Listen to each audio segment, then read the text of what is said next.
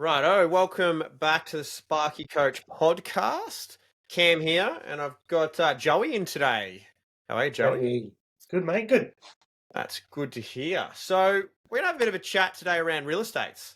I feel it's a really divisive sort of topic of It's conversation. a touchy subject. Touchy subject. Yeah. You can hear. I hear lots of good stories. I think it's like any sector though. From different perspectives, people have some positive experiences and also have some negative experiences based around it. I know, Joey, in your life, you've had generally sort of very positive experiences, but I think like anything too, there's probably been some negatives in there. And then from my point of view, look, I sort of, it's not something that we've chased really, really hard in my time, but also equally, I have had some really, really good relationships with, and we still to this day have some really good relationships. And I think I'm probably going to start there with it, that I want to look at it from a perspective of, how you can make it work. Because I think people get a bit of a misconception around what can occur in a sort of real estate relationship, and or had a negative experience and they're all negative. So I just want to have a look at sort of the keys to, I guess, where the positivity and how we can make it work. And I touch on the word relationship first comes to mind. There's obviously the volume of work. There's agency size, location, responsiveness. Your team size and ability, and it really is it's a two-way. It really is a two-way street in the sense that there's requirements on both sides of the fence to make the relationship successful. In your experiences, Joey, sort of, if we just touch on relationship first, where does that sort of lead you in sort of your experiences and sort of, I guess, memory? The relationship, it's very, because we ended up having heaps and heaps of different real estates and different people, different backgrounds, different models of real estates. And it all came down to really how well you got on with the property manager. Not necessarily just the one property manager, but the whole as a group. Because you can just be good mates with one property manager, but then the other property managers are going to choose someone else. So for us, once we got into the real estate, it was about keeping that relationship and building it. And then we found once we built a good relationship with the property managers, we leached over onto the sales side, just naturally. Okay. Yeah. And then, as you know, real estate agents like to talk, real estate agents like relationships. So once you got leached over onto the sales agents' books, it changed the game again. Yeah, so you were getting the workload through the buying and selling, so getting ready for sale, or then also to people who are purchasing the new property or the property to look for improvements as well. And then renovate and stuff like that. So yeah, nice. Yeah, so the relationship side of it, I reckon, is nearly more important than how quickly you can get the job done.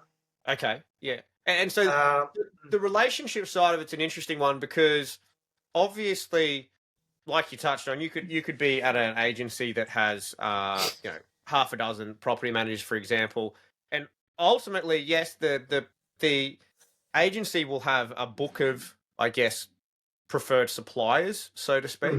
But the buck actually stops with the property manager, really. Like that, they get to make the final decision, because they're the one who has the relationship again with the property owner. So there's different gears to drive different property managers. Would you say sort of what do you think the top 3 or 4 most important things are for the property manager that they're looking for?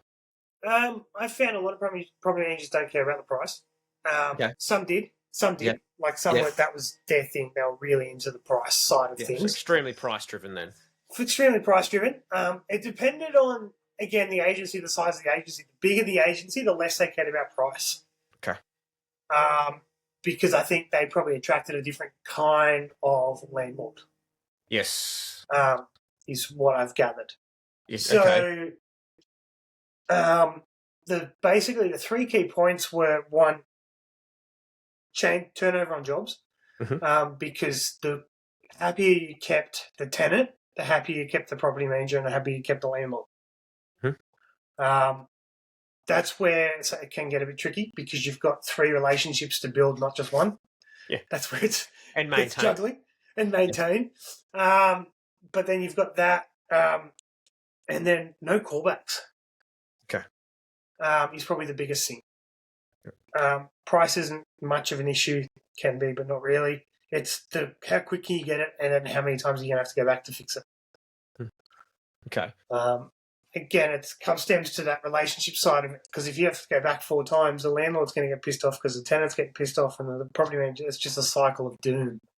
Yeah, it's just the snowballing effect of it all.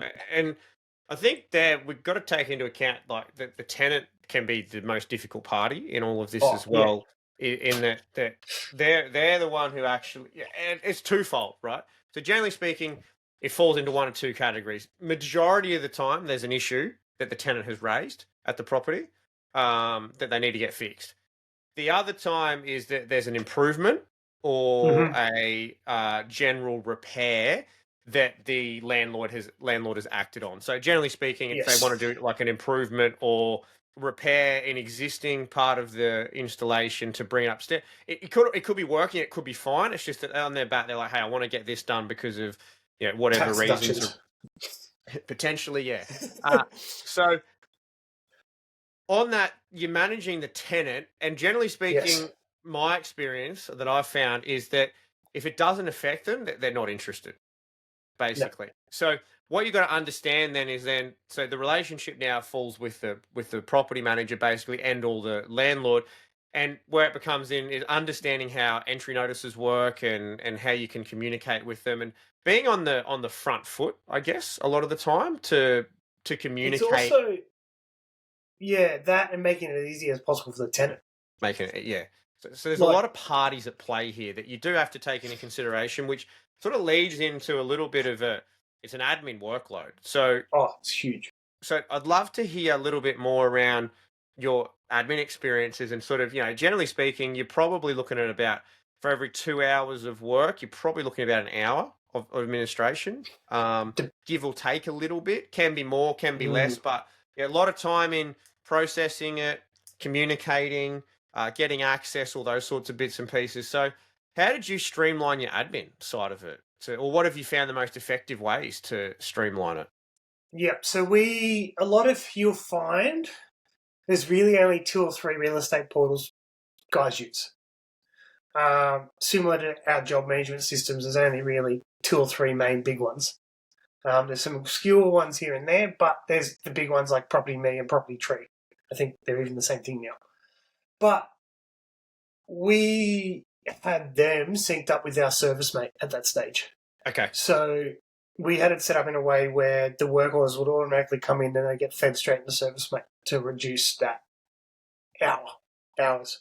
Yeah. Then to automate as much as you can in that regard, especially just getting work orders in. We also, that did let us down at some point when we had a learning curve where we had it automated, but then emergency work orders were getting automated in as well, but we weren't getting notified they were emergencies. So the old it's an emergency, but I'll send an email. Yes, that. So we ended up having conversations where if it's an emergency, send us a text. Yes. Send us the work order is normal, but send us a text as well, because then we'll look for the email. Okay. And when we were full real estates, we had an admin 3 days a week. And basically that's what they did. The real estates, the only thing is really they touched. Yeah, and did they do all the scheduling as well, like communicating that people were... Yeah, okay. Yeah, which can, if you haven't experienced it before, go on a bit more, Joey, it can be a bit of a nightmare. It can be. So the hardest part of real estate's job is getting the job booked in. Once it's booked in, it's simple, because it's normally just a PowerPoint changeover, then an invoice. That's it. The hardest part's getting to the front door. And then we did that. Over learning, we did a call first, always a call was first, always. And then if there was no answer, there was a text straight away. Okay. Even if there was an answer, there was still a text message sent out. Okay, yeah, cool. So you had a bit of a follow up process to keep Yeah. properly. And I think the other thing too is a lot of people don't answer numbers that they know that are Don't unknown. know. Sorry, Yep. so then the text message will come through, and I believe the stat is a text message open rate is about 99%. I Hmm. believe compared to obviously phone calls and emails in that sense. So obviously admin Especially, support's yeah, really helpful. especially with our generation being renters. Like, I don't know about you, but my parents were always more call first, we're text first, always. Yes, yeah, definitely. I believe that. And I believe that's true. my age and younger are the renters now. Yes. Yeah, and so they prefer to just text message. Text Less anyway. confrontation. Less Yeah. less And less required. keynote, you need a written to say that you can access without them there. So if Yes, you need yeah. to pick up keys from the real estate, so that's why we text. We had a text set up where it was like, hey, it's Joe from Benchmark. We got a work order from Ray White to look at a PowerPoint in your place. This is our scheduled time between here and then, like Wednesday at 8:30 to 9:30. If no one's available at home, are you okay for us to pick up keys from the real estate? That was our text. Okay. And then that way we've asked for the keys because if they're not there in the one text, you've got yes, we're here, or no, we're not here. Yes, you can pick up keys. It's just one less text you have to send. Yeah, okay, so it's been yeah, okay, cool. So it responds to it straight away. So Yeah. the I guess an area I think interesting is size of agency, Mm-hmm. location, and I'd love to hear your thoughts on the location side of things. And then obviously tied in with that's the agency part. Then tied in with Mm-hmm. it from an electrical contractor point of view is team size / ability to service. Now these actually intertwine with each other, and I think the size of the agency is important because obviously there's volume Mm-hmm. associated with it. So I'm gonna probably go out on a limb and say if you're getting like one job a week from an agency, it's probably more hassle than it's worth, potentially. Um, Yeah, I agree but disagree. yeah, I think, and I Like, think there's an element to sort of um, both sides of the story. But where I want to sort of tie into that is the size of your business. So mm-hmm. if it's just you, and you're only getting it's actually it's almost hey, here's an opportunity to grow with, right? But if it is, you've got six people out and about, it might be a little bit more than an inconvenient. It might be a bit more inconvenient than it's worth it. However, there's a lot of parameters that come into it. But I want to hear your sort of thoughts around the size of an agency and what benefits it applies to it, or what benefits it can apply to as a business. But also, too, not only that, the location and how does the location play into it? Yeah. So our first real estate we picked up when it was just me. Mm-hmm. What were they? They were a two property management agency. Mm-hmm. So 100 properties max, roughly. But then we ended up branching. We ended up 15 in the end. So we ended up getting two of the biggest real estates in the Wollongong, Kiama, Shell Harbour precinct. So evolving a lot of the hardest part with real estates is getting the first one, and then working on that way. But a lot of real estates will ask you how many people you have on your team, and if you don't have at least two, they won't even look at you. Basically, for the after hours call out The side of ability things, to service. the ability to service. And if you're away, well, who's going to do the hot water breakdown? Like, it's just things like that. So we found the more staff we had, the easier it was to pick up real estates. The more real estates we had, the easier it was to pick up real estates. It's just Um, it's just self-feeding. self-feeding thing because in any industry they move a property manager. I think we got 5 real estates off one property manager Through the relationship with them. because they moved. Ah, okay. So you kept picking up as they So moved. as they moved, so the first real estate we started with her, and then like Kelly moved from real estate A to real estate B. We got real estate B through Kelly, and then Kelly moved to real estate C, and then so forth and so forth. And she just kept taking us with her. Yeah, nice. That's where the relationship thing's key in the real estate industry. And But it's fair to say that you probably gear your business up to operate in that particular space as well? Yes. So everything we did was based around real estate in the end. Okay. The way our vans were set up, the way our workflow was set up, the way we priced was all set around that. Yeah. Like Even the way you obviously operated, because I know you were doing the 10-hour days. we're doing at that 10-hour point. days. Yeah. Yeah. So it Yeah, gave the so- ability to service. To service, because people weren't like, we're either leaving at work at 8 or not getting back till after 4. So if they really wanted to be there, we needed to have that availability. But that's also where it came down to location as well. As we mentioned earlier, like location's a big factor in all reality. If you're in a rural town, real estate's going to be harder to make good money out of. Just more for travel. sheer distance. Yeah. Yeah. Like in being like close to Wollongong and doing Wollongong real estates, we at one day there, I think we had 5 jobs in the one building. Like, yeah, you know what I just mean? like an apartment sort of style. An complex. apartment block, yeah. Yeah. And they looked after, they were a couple of different real estates, but we were able to schedule it as where the guy parked once and we charged the travel fee between each one. Yeah. And it was literally a 2-minute travel time between each one. So in precincts like that, where we are now in Bellingen and Coffs, like regional New South Wales, the travel's a lot more. Mind you, we only have 2 real estates we do work for here, and that's where I tend to agree but disagree with the 1 or 2 work orders. Okay. Because the real estates in Bellingen aren't big enough to give you more than 2 a week.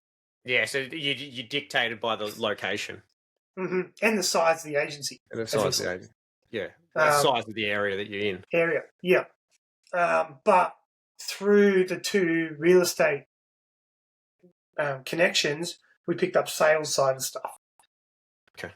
Like I said earlier, like once you're in with it, and a lot of people move to the area from Sydney here, so they're moving into the area with money to renovate. So they buy a bit of land with a rundown house, and then they don't want the rundown house.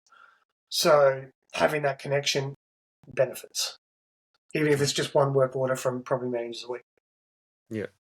And then when you start getting to the 15 or 16 work orders a week from a real estate agency, that's like your bigger ones where they can have up to 700, 800 portfolios. You're dealing with 5 or 6 different property managers in the one company. Then, how do you find the experience that a lot of people will say is that, you know, hey, I've got a agent. I'm working with an agent, and everything. It's just they're always asking me to quote things. So that you're feeling used as basically like the second or third option, so to speak.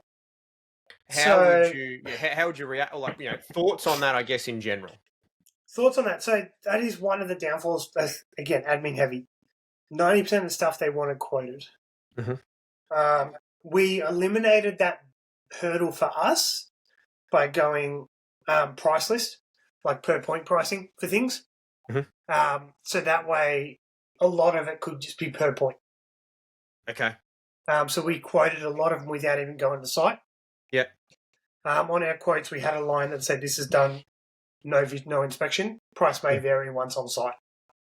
Okay. Yeah. So you gave a caveat on it, but like there was an expectation of it's going to be around this sort of dollar mark. Yeah, like a PowerPoint was a certain amount to change, and then we had a service fee on top of that. Which basically, once it all added up, it was an hour and a half was allowed once you did all the sums. Yeah, it gave you enough time, more than enough time to get in, get out, get the paperwork done, travel, all those sorts of bits and pieces. All that sort of stuff. But it made it, going down that route with the price list, saved us time on the quotes, so they weren't bouncing us back and forth. And so did you present like a summary of like some costings to the property manager so they were aware of where the cost would sit? Only if they asked. Okay, cool. Other than that, so you would just go like bang, other than that, we're like, hey, this is how we operate. Like, we pitched it to the guys when we're getting real estates that going the price list method, one, makes it easier for them, makes it easier for us, makes it easier for the landlord. because we're not charging minimum charge. We're basically only charging for what we did. Yes. Yeah. And then I said it's easier for them in that regard where we had a couple of our real estates quoting for us in the end. Yeah, right, because they were aware of what was. So they just, hey, it's going to be about this. About this, because yes or no? a PowerPoint's this. Like, a PowerPoint's $110 to swap. You know what I mean? Yeah, okay. And then a light switch is this, and a downlight's this, a smoke alarm's this. It's just because you only really have 6-7 items. Yeah, there really is only it's sort of it can only be so many items. And would you say, in your experience, 90% of the work is just pure replacement, like repairs of existing, and then the other 10% is generally going to be based around, well, probably you could split it into two. Maybe 5% of it is switchboards and mains upgrades, just through age and like failure in that sense, and then the other percentage is just complete failure of subsystems, like sub circuits and sort of the install, so to speak. So. And I'd say that'd be about right. Yeah, so probably more 80-20, depending on the age of where you are. Yes. Like if your real estate's based in a brand new suburb. Yeah, it's just going to be repairs. It's going to be repairs. But whereas when we were down in like Port Campbell and Berkeley and Lake Flats, like the older parts of Wollongong and Shell Harbour, you got 6mm mains with service, like ceramic fuses. Yeah, so they're, we're talking about places that were, circa the 60s. 50s, 60s, that kind of stuff. Yeah. Asbestos everywhere, that kind of deal. Yeah. And then, I'd say 80-20. 10% would be emergency, and then 10% will be what we did as like, how would you phrase it? Not on selling, but like but just duty often care, upgrades. Sort of, pretty much. Bring it to people's attention. Yeah. So we did a safety report on all our real estates. In New South Wales, it's very different in Queensland and Victoria, very different. Especially Victoria, you've got that annual report they have to do. Annual report, rentals. Yes. We don't. New South Wales is a bit cowboy like that. We don't. Yeah. So we did one anyway, based for the fact that we could convert a $160, $70 PowerPoint change to a $2,500 switchboard upgrade. Yeah. And also, too, you've given yourself the ability to, cover off that duty of care, so to speak, around like, well, hey, look, we know there's an issue here. Just because there's so many parties involved, there is obviously property manager, tenant, landlord, and and I probably strongly encourage that. Well, I do strongly encourage it that you do sort of transfer, I guess, almost an element of the duty of care, so to speak, in that we're doing our full job. We're doing it properly. Whether or not you go ahead with it or not, it's not really, it's not your decision to make. And I think once you take that emotion out of it, it just becomes standard sort of service and practice of I'm going to say doing a full service of the job. It's like, hey, look, we've identified this, this, and this.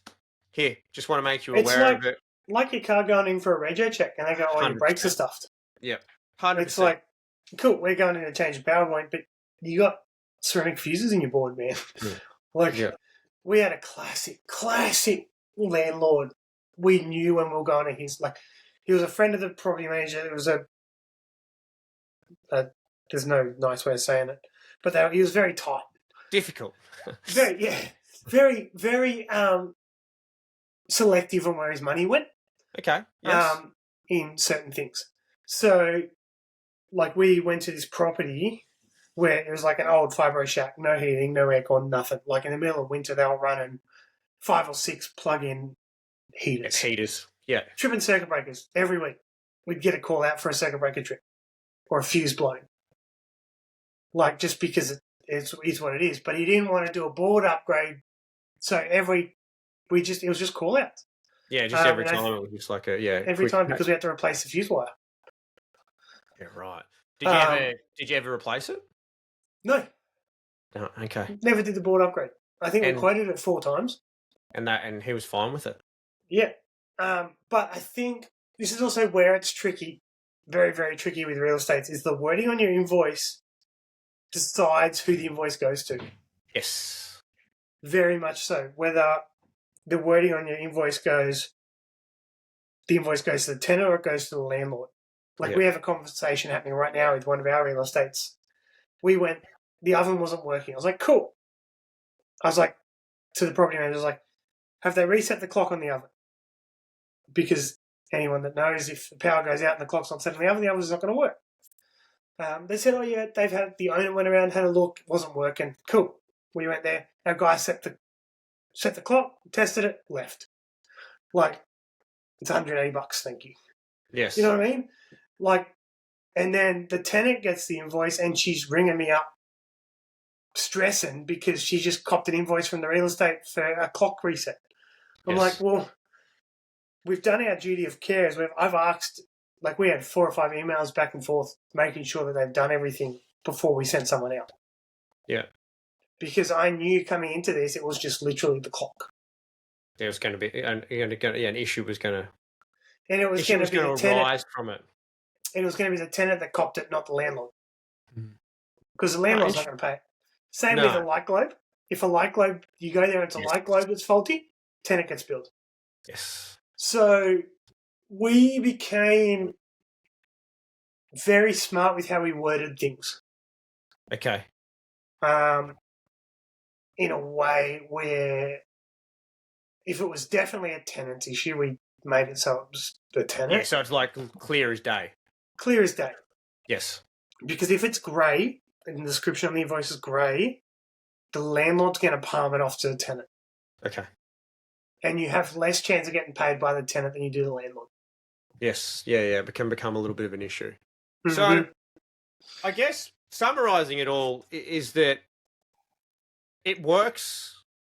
Real estates do work. Like it can work. It just, there's a few influences at play, but I would liken it to any type of business relationship, is that a lot of it comes down to just the communication and the understanding of where the relationship dynamic sort of sits in there. So there's expectations from the property managers of, certain levels, and you can have that conversation with them, like what's the most important thing to you. And it could be responsiveness, or it could even just be like acknowledgement. It's like, look, we're not too fussed when it gets done. We just want to be acknowledged that it's been booked. received and it's been booked. That's fine. So we're not, whether it takes 2 weeks to get to it, we're not that fussed. So I think having an understanding around that, having an understanding also too that the small job can lead to the big job, which I think Joe's touched on there. Having an understanding too around, I guess, the location of the properties and the age of the properties, it can lead to additional work. And depending on the type of issues that are encompassing, or the age of the building, is that some of them are non-negotiable. Like, it's just like, look, if we don't do this, it's just going to keep going. So there's potential for additional works within it, but then also too, I think the relationships that you can build out from it all. I think it's really important to understand that it's just like, okay, well, what can we do to make this work? Now, obviously, key things that come into it, I guess, the conversation is the relationships with the property managers.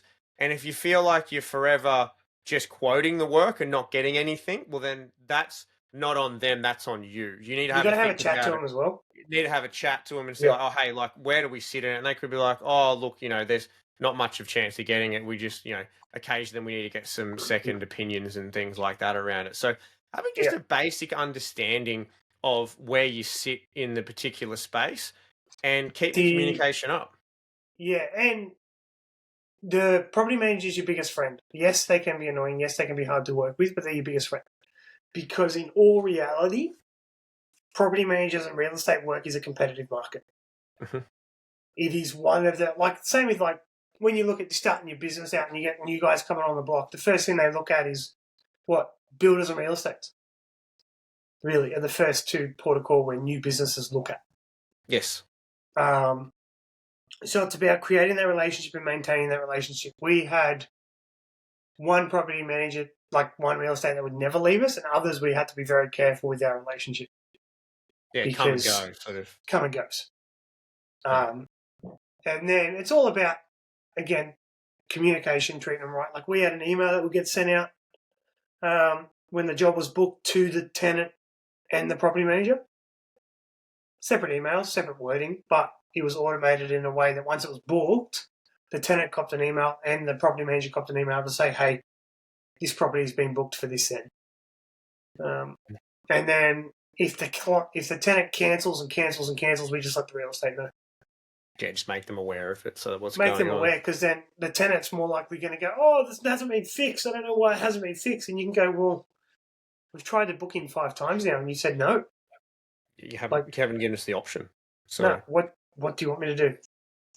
So I think overall, like anything, and any type of work, you can make it work. And I think it's just about understanding of how you are going to make it work, and make it make it work to the best of your ability.